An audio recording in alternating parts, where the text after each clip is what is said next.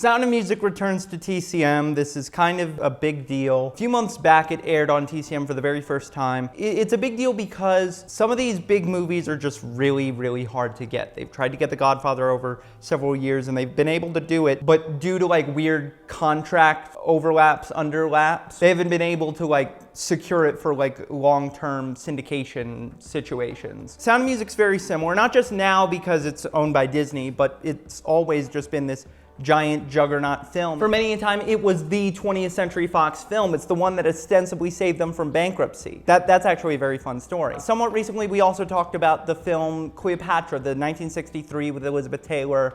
Joseph Mankiewicz directed it. It's a movie that was going over budget, over schedule, drama was happening behind the scenes. Everything that could maybe go wrong with a movie was going wrong, even if when we look back on it, there's a beautiful movie there. And there's an even more beautiful movie there had they let him make the 8-hour version or whatever. But truthfully, this was one of the most expensive movies ever made. They had to sell their backlot in 1961 to raise the funds to finish the movie. I'm surprised they didn't just cut the cord entirely. These days, people do tax write-off stuff all the time, and it's like, they could have done that, but they didn't. There was a bunch of regime change from the time they started production to the time they ended. They literally, Spiros Skouras was no longer studio executive by the time it was released. It was Darryl F. Zanuck, and when Cleopatra was released, it bombed, and so it's like, they lost so much money. So they had to recoup the cost somehow. The answer to this was unfortunately layoffs, selling their archives, and making some really smaller, modest pictures. Sort of the way that like Universal operates today, sort of Warner Brothers now, they're dipping into these waters.